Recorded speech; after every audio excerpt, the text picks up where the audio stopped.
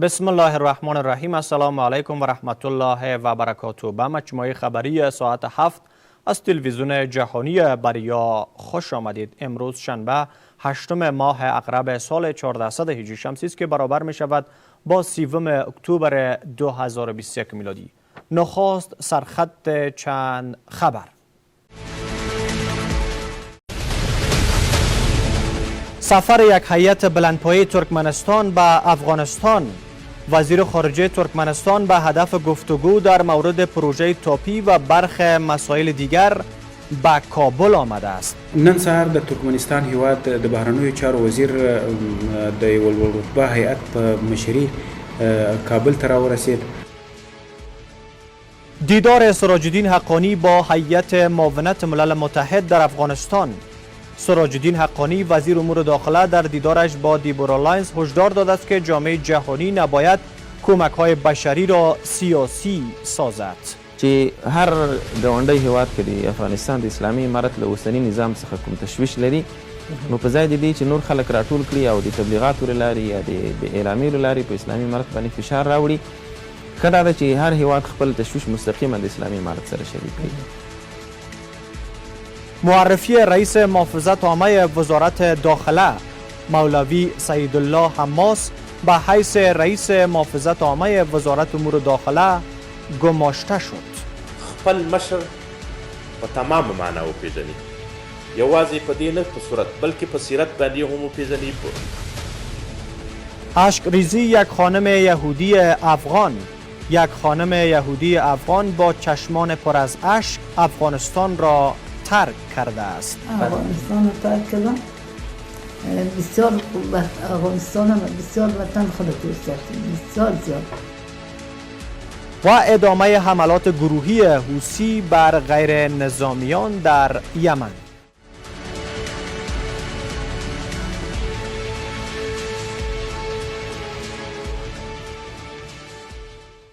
وحید احدی هستم با مشروع خبرهای این ساعت. وزیر خارجه ترکمنستان در رأس یک هیئت بلندپایه برای گفتگو با مقام‌های امارت اسلامی به کابل آمد. بلال کریمی معاون سخنگوی امارت اسلامی میگوید قرار است مقام‌های ترکمنستانی درباره پروژه تاپی و مسائل دیگر با رئیس الوزراء و دیگر مقام‌های امارت اسلامی گفتگو کند. آقای کریمی میگوید که این هیئت برای 2 روز در کابل میماند و با مقام‌های نهادهای گوناگون دیدار و گفتگو خواهند کرد. وزیر خارجه ترکمنستان صبح امروز در رأس یک هیئت برای گفتگو با مقام‌های امارت اسلامی به کابل آمد. بلال کریمی معاون سخنگوی امارت اسلامی میگوید که رئیس پروژه تاپی نیز در ترکیب این هیئت شامل است. با گفته آقای کریمی قرار است مقام‌های ترکمنستانی درباره پروژه تاپی و مسائل دیگر با رئیس الوزراء و دیگر مقام‌های امارت اسلامی گفتگو کنند. نن سهار د ترکمنستان هیواد د بهرنیو چارو وزیر د یو رتبه هیئت په مشري کابل ته راورسید او د کابل په هوایي ډګر کې د اسلامي امارت د بهرنیو چارو وزیر محترم مولوي امیر خان متقي صاحب او د اسلامي امارت ویاند او د اطلاعات و کلتور وزارت معین محترم ذبیح الله مجاهد صاحب هرکلی وکړ. آقای کریمی میگوید که این هیئت برای 2 روز در کابل میماند و با مقام‌های نهادهای گوناگون دیدار و گفتگو خواهند کرد. با گفته او این دیدار درباره آغاز پروژه تاپی و برخی مسائل دیگر صورت میگیرد. د ترکمنستان هیواد د بهرنیو چارو د وزیر په مشري د دغه هیئت په ترکیب کې د ټاپي پروژې مشر هم شامل ده او دا پلاوی به نن او سبا دلته په کابل کې د اسلامي امارت له بیلابیلو مسؤلینو سره د رئیس الوزراء همدارنګه د رئیس الوزراء له سیاسي مرستیال د فواید عامه وزیر د زراعت له وزیر او یو له نورو مسؤلینو سره لیدکاته وکړي. په دې کتنه کې به د ټاپي پروژې د پیل او همدارنګه نورو اقداماتو په اړه باندې مجالس ترسره سي. هیله دا ده چې دا به یو نتیجه بخش او د راتلونکو اقداماتو لپاره یو مثمر سفر وي او مجالس به ډیر ګټور وي. درازی مجموعه لوله گاز تاپی 1814 کیلومتر است و این لوله گاز ترکمنستان را از طریق افغانستان به پاکستان و هند انتقال می دهد. این لوله از ولایت‌های هرات، فرا، نیمروز، هلمند و کندهار میگذرد و 816 کیلومتر از مجموع 1814 کیلومتر آن در خاک افغانستان کشیده می شود. هزینه مجموعی این پروژه 22 میلیارد و 500 میلیون دلار می باشد. سراج الدین حقانی وزیر امور داخله میگوید جامعه جهانی نباید کمک‌های بشری را سیاسی بسازند و مسئولیتشان را در قبال جلوگیری از بحران بشری در افغانستان ادا کنند. آقای حقانی این اظهارات را در دیدارش با رئیس یونما بیان کرده است. بر اساس گزارش‌ها در این دیدار، دیبورا لاینز رئیس یونما در افغانستان از بهبود اوضاع امنیتی و همشمول بودن کابینه جدید تمجید کرده است. سراج الدین حقانی وزیر داخله میگوید که جامعه جهانی نباید کمک‌های بشری سیاسی بسازد و مسئولیتشان را در قبال جلوگیری از بحران بشری در افغانستان ادا کند. آقای حقانی این اظهارات را در دیدارش با رئیس یوناما بیان کرده است. به اساس گزارش‌ها در این دیدار، دیبورا لاینز رئیس یوناما در افغانستان از اوضاع خوب امنیتی و همشمول نمودن کابینه و ویژه از همشمول بودن معاونین وزران از حکومت جدید تمجید کرده است. در این دیدار وزیر داخله گفته است منجمدسازی پول افغانها و وضع تحریم‌ها بر افغانستان این کشور را با یک بحران بزرگ بشری مواجه کرده است که جلوگیری از آن مسئولیت مشترک حکومت افغانستان و جامعه جهانی است. آقای حقانی گفته است که جامعه جهانی نباید کمک‌های بشری را سیاسی بسازد و به گفته وی جامعه جهانی باید در جلوگیری از بحران بشری در افغانستان مسئولیتش را ادا کند. او اطمینان داده که در حال حاضر جنگ در افغانستان به پایان رسیده و هر کسی می تواند با اطمینان کامل در داخل کشور کار کند. حقانی تاکید کرده است که افغانستان جنگ زده در حال حاضر بیشتر از هر زمان دیگری به کمک‌های بشری جامعه جهانی نیازمند است و افزوده که در صورتی که افراد و شرکت‌ها بخواهند در اینجا فعالیت کند، حکومت افغانستان زمینه‌سازی آن را بر عهده دارد. در همین حال شماری از کارشناسان سیاسی میگوید که جامعه جهانی و هر کشوری دیگر مشکلش با امارت اسلامی را باید از طریق گفتگو و مفاهمه حل کند. به گفته آنان، فشارهای سیاسی در تمام جهان به جای مؤثریت زیان به جا می‌گذارد. چې هر ګاونډی هیواد کې د افغانستان د اسلامي امارت له اوسني نظام څخه کوم تشویش لري، نو په ځای د دې چې نور خلک راټول کړي او د تبلیغاتو له لارې یا د اعلامیو له لارې په اسلامي امارت باندې فشار راوړي، ښه دا ده چې هر هیواد خپل تشویش مستقیما د اسلامي امارت سره شریک کړي. ځکه دنیا ته ثابته شوله چې اسلامي امارت د خپلو علیا ګټو لپاره د ټولې دنیا له فشارونو او د هغوی له اعلامیو څخه نه اغېزمن کېږي، بلکې خپلو هغه بنیادي اصولو ته او خپلو علیا ګټو ته، د هیواد ازادۍ ته، د هیواد استقلال او خپل اسلامي نظام پیاده کولو ته داسې ژمن دی چې په دې ډګر کې دوی چې د B-52 پروا ونه کړه، د دې اعلامیو پروا هم نه کوي. این کارشناسان برخی از خواستهای جامعه جهانی را به باد انتقاد میگیرد، آن را پیش از وقت میخوانند. چې ښځو ته تاسې ولې د سپورت حق نه ورکوئ چې هغوی راسي او والیبال او فوټبال کې برخه واخلي؟ ښځو ته تاسې ولې په نورو فدراسیونونو کې برخه نه ورکوئ؟ ښځو ته تاسې نور هغه شیان چې هغه فلحال ضرورت نشته. اوس د ښځو د هغو حقوقو ضرورت ده چې زما په لکونو ښځې کونډې دي، زما په لکونو ښځې بورې دي. د افغانستان د غمیزې تر ټولو لوی غم ښځو ته رسېدلی ده. هر ځوان چې دلته له منځه تللی ده، که شهید سوی ده که وژل سوی ده، د دې درد یا مور ته رسېدلی ده یا خور ته رسېدلی ده او یا ښځې ته رسېدلی ده. این ناظران میگوید برخی از کشورها خواهان تشکیل حکومت همشمول در افغانستان هستند، اما به گفته آنان جامعه جهانی و آن کشورها باید تعریف واضح از نظام همشمول داشته باشد. آیا د تعریف ته ضرورت لري؟ پراخ بنسټ سیاسي جوړښت نه مطلب د دوی څه ده؟ که دوی بیا د تیر ناکام حکومتونو په څیر باندې دا کوشش کوي چې گویا دوی خپل ډلې ډلګۍ ته پکې برخه پیدا کړي، نو دا خو بیا هم پراخ بنسټ سیاسي جوړښت نه ده. دا خو دوی د خپلو ډلو ډلګیو او د خپلو هغو کسان چې د دوی د تاثیر لاندې دي او یا هم د دوی دپاره کار کوي، هغو دوی ته قدرت کې د شریکولو کوشش کوي. کارشناسان هرچند مشروعیت را برای نظام جدید یک نقطه اساسی می‌خواند، اما تاکید دارد که سهم دادن به چهره‌های بدنام زیر نام همشمول یک اشتباه بزرگ خواهد بود. فلهذا مهمه ده چې مشروعیت د نظام د امارت اسلامي لپاره ډیر مهم ده. دوی همدغه نقطې ته چې په امارت اسلامي باندې فشار واردوي، دغه پراخ سیاسي جوړجاړی خبرې چې کوي، پراخ بنسټه سیاسي جوړښت رامنځته کولو خبره چې کوي، ای کاش د دوی ارادې پاکې وای، خو دوی دغلته د فشار تکمه ده چې په امارت اسلامی باندې واردوي. گفتنی است که در پایان این نشست رئیس یوناما تعهد کرده است که نگرانی ها در مورد بحران بشری احتمالی در افغانستان و نیز نتایج این دیدار را با مقامات سازمان ملل متحد شریک می کند.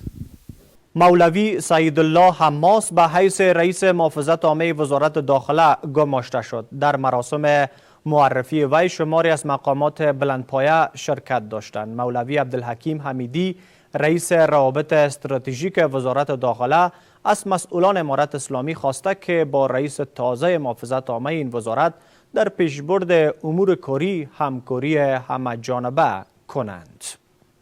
با ادامه تقررهای حکومت جدید، مولوی سعیدالله حماس همچون رئیس محافظت عامه وزارت امور داخله گماشته شد. مولوی عبدالحکیم حمدی رئیس روابط استراتژیک این وزارت میگوید سعیدالله حماس برای پیشبرد این مسئولیت بزرگ مناسب است. وی از سایر مسئولان امارت اسلامی هم خواست که با آقای حماس در پیشبرد امور کاری همکاری کنند. خپل مشر په تمام معنا وپیژني، یوازې په دې نه په صورت بلکې په سیرت باندې هم وپیژني، په دیغه په وړتیا په انداز باندې هم وپیژني او دیغه په کامله معنا باندې اطاعت او دیغه سره مرسته او کومک په کامله معنا وکړي. نو موږ هیله لرو چې څوک هم دلته دي، که هغه مسؤلین دي، که هغه موظفین دي، که هغه مشران دي، که کشران دي، چې د مولوي صاحب سره په څنګ کې اوږه په اوږه په دې مسؤلیت کې ودرېږي تر څو دغه دروند بار د مولوی صاحب د اوږو نه سپک. این تقرری از سوی امارت اسلامی در حال است که هنوز هم بست‌های زیادی کلیدی در وزارتخانه‌ها خالی است و فرد مشخصی در آن بست‌ها معرفی نشده است. رئیس مقام وزارت داخله میگوید مسئولیت‌ها را نظر به ضروریات تقسیم کرده‌اند. مولوی صاحب ماشاءالله عالم سړی دی، با تجربه سړی دی، داسې نه ده چې نن د کور نه راوتلی دی، بس نه دلدلي. الحمدلله د امارت په صاحب کې چې کوم دی په مختلفو ځایونو کې پاتې شوی دی، مشران او کشران سره بلد دی، د دې مجاهدینو دردونه، د دې ملک دردونه، مشکلات ورته معلوم دي. ان شاء الله تعالی دا خدای ته دا امید دی دا ټول دی دوا کی څومره همکاري ورسره کولای شي، خصوصا د متحد مامورین چې کوم دي د دوی کوم پاتې کېدل اراده وته لري مولوی صاحب یغوتم د خبره وکړي چې مولوی صاحب سره همکاری وکړي به کار. گفتنی است که پیش از این هم رئیس استر محکمه تعیین و معرفی شد. با این حال خالی بودن شماری از بست‌های مهم و کلیدی در ادارات حکومت سبب کندی در کار آن نهادها شده است. سهیل شاهین نماینده افغانستان در سازمان ملل متحد میگوید با فرارسیدن فصل سرما نیاز به کمک‌های بشری بیشتر است. شاهین در توییترش نوشته که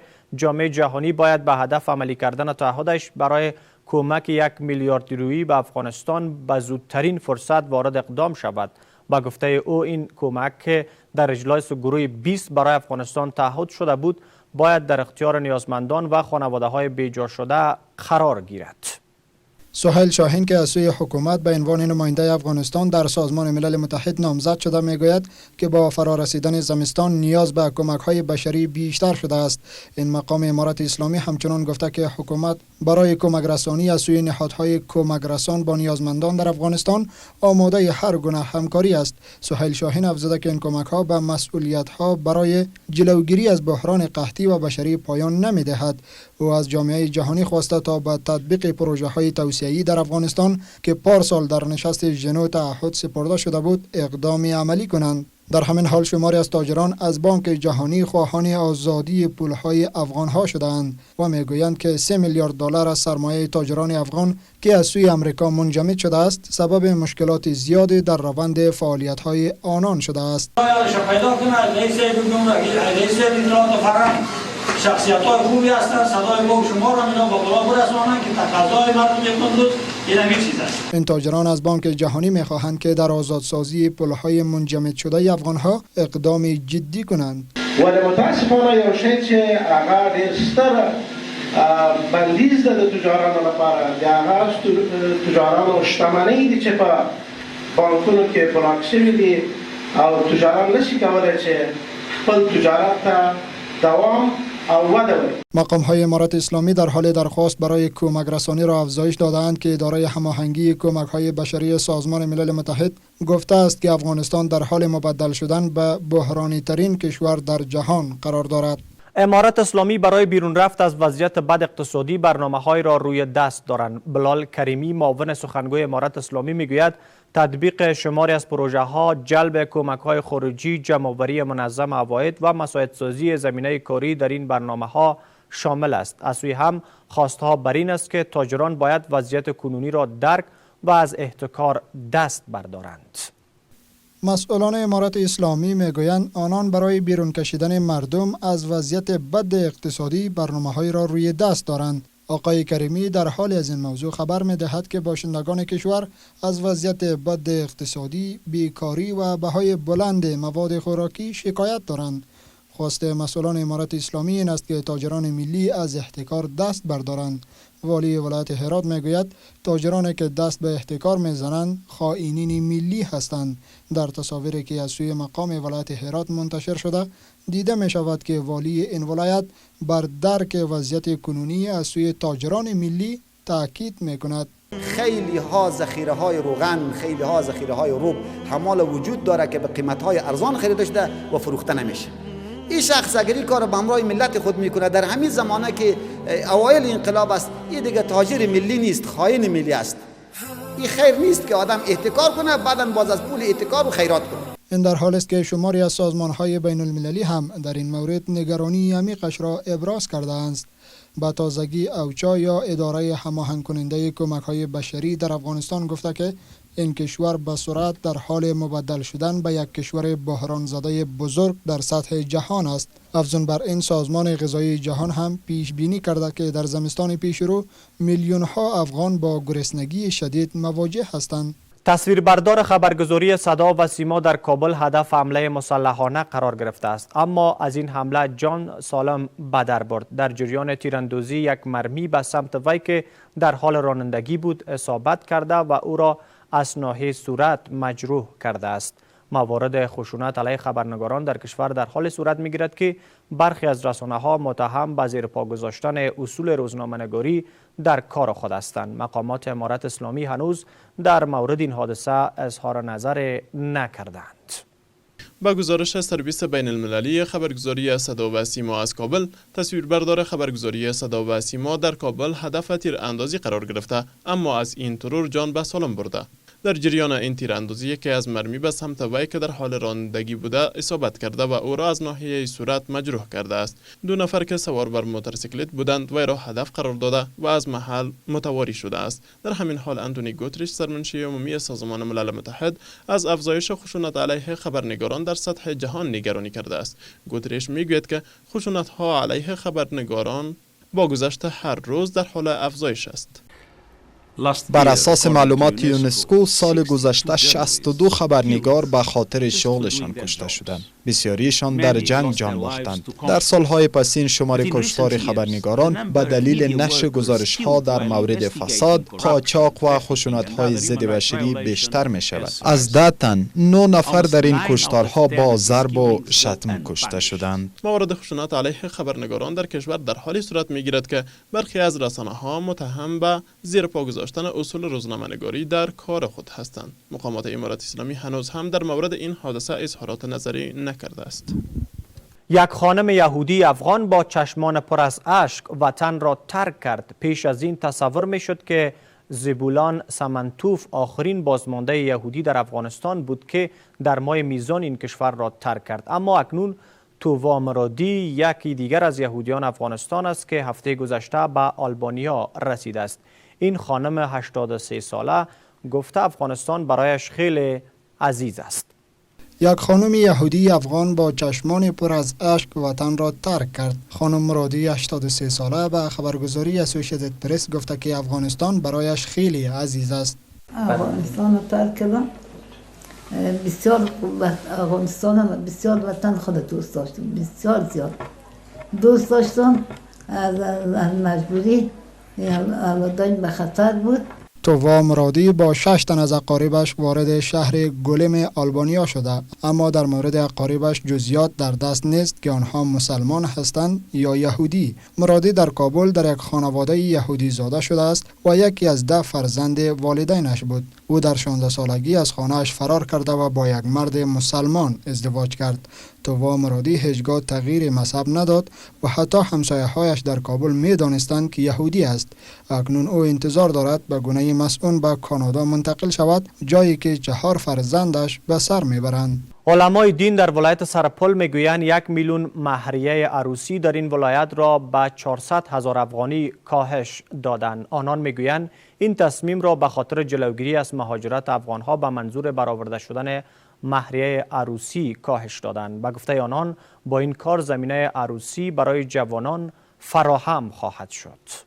مصارف گزاف در عروسی ها و بلند بودن مهریه یکی از عواملی است که جوانان را مجبور به ترک وطن کرده است. علمای دین در ولایت سرپل میگوید 1 میلیون مهریه عروسی در این ولایت را به 400,000 افغانی کاهش دادند. آنان میگوید این تصمیم را به خاطر جلوگیری از مهاجرت افغان ها به منظور برآورده شدن مهریه عروسی کاهش دادند. در ارتباط به مهر خیلی کوشش کردم که امی مهر یک اندازه کم بکنم تا اینکه مسلمان ها از کشور ما به خاطر پیدا کردن مهریه زوجه هایشان بیرون از کشور نروند، مسافر نشوند، به اصطلاح یعنی تهدید و تحقیر خارجی ها را بسیارتر نبینند. با مو لحاظ الحمدلله تا جایی که دعوت ما تاثیر کرد، مسلمان ها گپ ما را گوش گرفتن و بالاخره امی مهریه را از 10 لک به 4 لک افغانی رساندیم. 4 لک مهر نقده و 1 لک مهر نسیه. آنان هدف از این کار را از بین بردن فساد اخلاقی در جامعه عنوان کردند. الحمدلله علمای کرام خیلی تلاش کردن، مهنت کردن که توانستن مهر را یک مقدار پایین بیاورن تا اینکه سبب یمی فراری نشود. و بسیاری برادرها هستند که از جهت نداشتن سرمایه یا مهریه ازدواج کردن نمیتونند به کشورهای خارج میروند و سالها در اینجا مصروف کاروبار غریبی هستند. حتی بعضی اوقات از ساختمان ها به پایین میالتند، همینطور بیچاره در غربت شهید میشوند، وفات میکنند و دخترها در خانه اونطور میمونه و این منجر به این میشود که به کارهای خدای نخواسته فساد و فتنه و چیزها گرفتار میشوند. به همین خاطر علمای کرام خیلی تلاش کردن، شخصی خودی ما کوشش کردیم که مهرها پایین بیاد تا این کمی فتنه و فساد جلوگیری شود. بازم منتها یک مقدار تاثیر خوب کرده، علنی در مجلس ها مهرها کمتر می شود. یعنی مردم ها مخفیانه مهر بالا میبرن، از همین لحاظ خیلی مشکلات هنوز هم هست. این علمای دین میگوید مهر حق از زنان است، اما بیشتر خانواده ها این حق را از دخترانشان میگیرند. قدر قلینی که تعیین میشه، همین مقدار تعیین قلین را خب طرف دختر گرفته، پدر دختر میگیره او را باز به عوض از اینکه این وقتا دخترای این منطقه اطراف تقریبا شرم و حیاشان هم زیادتر است، از دست پدر قلین را محکم نمیگیره، اونا از ما گفته بازو را به حساب جهیز همه خانواده‌ای که چیز جور میکنه به عوض همین مصرف میکنه. باز یک مقداری که از دختر بخشش میگیره یا بخشش به دخترش به پدرش میبخشه او علیه مسئله است و حلال است. در غیر از او همین قلین و مهریه از خودی همین دخترک است، اگر به عوض مهریه و جهیزش و چیزش مصرف میکنه و علیه نبود سرمایه و رکود اقتصادی در افغانستان از عوامل عنوان می شود که اکثر جوانان را مجبور به ترک وطن کرده است. به گفته آگاهان اگر وضعیت اقتصادی در کشور این گونه ادامه یابد، جوانان نمی توانند به خواستهایشان رسیدگی نمایند. شماری از جوانان در ولایت هرات کمپاین را به هدف ترویج فرهنگ مطالعه در این ولایت راه اندازی کردند. این جوانان میگویند یکی از اهداف این کمپاین مساعدسازی فرصت مطالعه با هزینه کم برای باشندگان هرات است. در این حال شماری از فروشندگان کتاب با استفاده از این کمپاین میگویند این روند سبب خواهد شد تا آن در جوانانی که توانایی خرید کتاب را ندارند به کتاب‌های مورد نیازشان دسترسی پیدا کنند. گروهی از جوانان در ولایت هرات زمینه مطالعه با هزینه کم را برای هراتی ها مساعد کرده است. هدف از این کار را ترویج فرهنگ مطالعه خواندند. این جوانان میگویند که کتاب های زیاد را برای فروش با بهای اندک جمع آوری کردند تا آن افرادی که پیشتر به دلایل چالش های اقتصادی نمی توانستند کتاب خریداری کنند به اینجا آمده و کتاب های مورد نیازشان با قیمت نازل به دست می آورند. به خاطر از اینکه اقتصاد فعلی اکثریت مردم شهر هرات بسیار ضعیف شده و ما میخوایم همین فرهنگ باز هم ادامه بدیم. یعنی مردم فکر نکنن که به این اقتصاد فعلی که دارن نمیتونن به فرهنگ کتابخوانی ادامه بدن. ما این همکاری برای از اینا میتونیم بکنیم که باز هم بیان از این کتاب ها مستفید شوند و اینا زیر نرخ برای از اونا اهدا میشه. در همین حال شماری از فروشندگان کتاب هم با استقبال از این کمپین میگویند با این کار فرهنگ مطالعه میان هراتیان رشد میکند و نیز زمینه مطالعه برای جوانان بی وضاحت هم فراهم می شود. اینا کوشش کردن به نحوی کتاب ها را با هزینه بسیار مناسب با نرخ خیلی پایین و مناسب اینجا ایجاد کردن و اتفاقا در یک قسمت از این کتاب فروشی قرار دارم. واقعا من این کتاب در 20 افغانی خریداری کردم، حتی حدس از این را نمیزدم که کتابی به این بزرگی با معنای خیلی کلی و بزرگی، ولی امروز به 20 افغانی من خریداری کردم. جی برادر که کتاب ها را آورده، واقعا ما از تشکری میکنیم. از تمام مردم خواهشمندیم که از این برادر بخرم و همچو آدم‌ها را تشویق کنم تا بتونیم ما فرهنگ کتابخوانی در شهر هرات زیاد داشته باشیم. آنان می‌افزایند که پیش از این به دلیل مشکلات اقتصادی نمی‌توانستند که کتاب‌های مورد علاقه‌شان را خریداری کنند، اما اکنون با این کار جوانان می‌توانند تا با بهای اندک کتاب خریداری کنند. پروگرام‌های بسیار خوب، جذاب، جالب و دلپسند که مخاطب پسند باشه و